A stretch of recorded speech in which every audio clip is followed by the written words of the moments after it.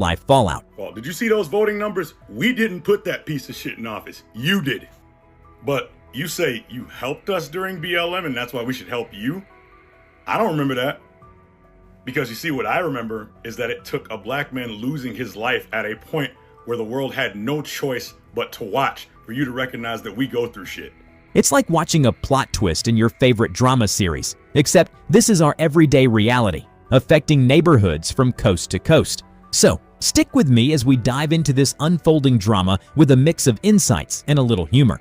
In the wild world of American politics, you never know when the next surprise is coming around the corner.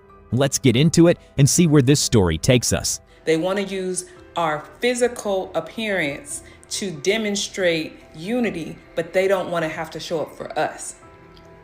We're not doing that. We gave everybody an invitation on Election Day to join together, to be one, to be unified, to care about humanity, to really ensure democracy was not going to be threatened. And they chose to give it the keys to a felon at the end of the day, and who couldn't afford to be president, and so he got bought by somebody who could buy him. And now they want us to come together, and they looking for us. But guess what? We get out there, we gonna be on the front lines, and when we get taken out, they're not gonna have nothing for us.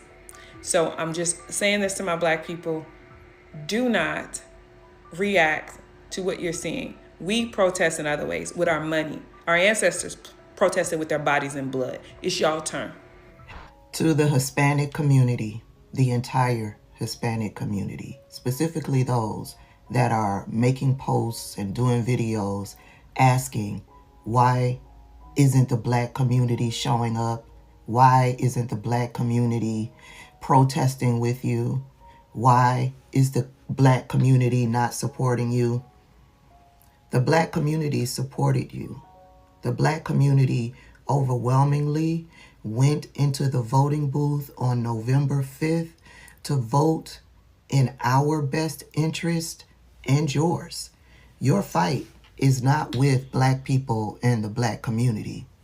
Your fight is with these Hispanics. Press conference in Doral Monday, Venezuelan Americans denounced the Trump administration and South Florida Republicans. More than betrayed, beyond betrayed.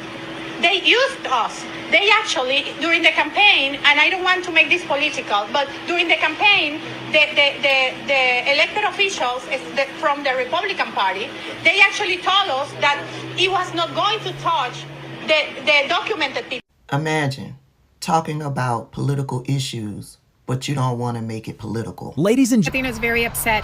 That's because he voted for Trump, thinking, as he says, that the Trump administration was going to be better for our economy. The problem is, he's a business owner. He owns a detail shop. 100% of his clientele are Latinos. Latinos are the ones affected by this administration, whom he voted for. Classic FAFO. Because he voted Trump thinking that Trump was going to save somehow with a magic wand the economy. I want to encourage you, do not protest. Do not go outside and stand with none of these people who couldn't go into a voting booth and make a choice that we gave them centuries of evidence was important for them to make. Don't show up because they want to use our bodies, but they don't want to trust our intellect.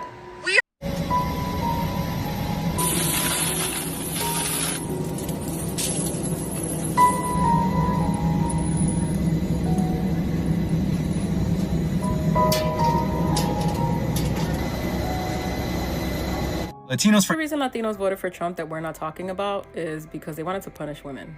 They wanted to punish liberated women. They come to this country and a lot of them are extremely resentful of the fact that they have to answer to women. And this is something that we don't really talk about, right? But it's something I've experienced a lot, especially from like South American men. I know that a lot of Americans still don't want to believe that Latinos are white, but I want you to ask yourself two questions. Who colonized Latin America and where did those colonizers go? Okay, so they might not be what you consider to be white, as in white American, but they are a flavor of white, all right? The same way that Europeans don't view Americans the same as them, the same way that there are different factions even within America when it comes to like Italians and Irish people and Jewish people and just, WASPs and stuff like that. they are white, and you have to kind of let that get into your head, okay? So they come to this countries that are extremely male-centered, patriarchal countries where women are not in any way, shape, or form empowered the way that they are here. And they have to answer to women. And not only that, they have to answer to black women. And they hate that shit. They hate that shit, okay? So they wanted to humble you. That's what they did. While you're fighting for their rights, while you're fighting for them to get in here, they're fucking humbling you. The women too. Because a lot of Latina women, and if you know Latina women, you're going to know what I'm talking about, especially the most conservative ones. They're doing their dirt. They're doing all this stuff, but they hide it from their families. They keep it quiet. They take advantage of all the freedom they have here, and then they go back and pretend that they're, you know, la niña buena, the little good girl. But at the end of the day... Houseway. But that explains why they watched a man for years out on the campaign trail talk about mass deportations and how they were going to be bloody. And they thought that he was going to do that to the other Hispanics, the other brown and black people, not to them. Imagine believing a lying ass liar. That's what they did. They believed a lying ass liar. But wait, there's more. There's this type of Hispanic. You're Mexican American. Yes. What do you think about Trump's border policy? I love it. I love it. I'm 100% for it. Do you know anybody that crossed the border without applying for a green card? Oh, yes. Unfortunately, I have met family members that did. Cousins, nephews, nieces. Because those people might be deported if Donald Trump wins. That's okay. That's okay. How long have they been here for? Years, like 20, some like 30 years. And so you think the members of your own family who've been here for 30 years should be deported? Yeah. Yes. I mean, they can be deported, but they can also apply to come back again to the United States, but do it the right way. How do you think they would feel about you saying that? Oh, they would be very angry. They are angry at me right now. They don't talk to me because I support Trump. We will begin the largest deportation operation in the history of our country.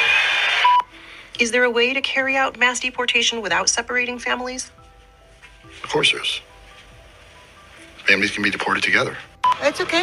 Your fight is with your own people, not with black people. We went into the voting booth where it really counted, with you in mind. Your people went into the voting booth and voted for Trump. When you peel back the layers, you'll find that Latino voters aren't a single, uniform block. They're as diverse as a bag of assorted jelly beans. Some segments of the community, like Cuban Americans and Venezuelan exiles, have a long history of fleeing regimes they viewed as overly socialist or oppressive. For these voters, Trump's hardline stance against what he portrayed as left-wing extremism resonated deeply. His pro-business policies, tax cuts, and deregulation promised a kind of economic self-reliance that many found appealing, particularly if they'd seen government intervention back home turn sour. Then there's the practical side of things. Some Latino voters were attracted to Trump's focus on law and order, a message that, despite its controversies, struck a chord among those who prioritize stability and personal security.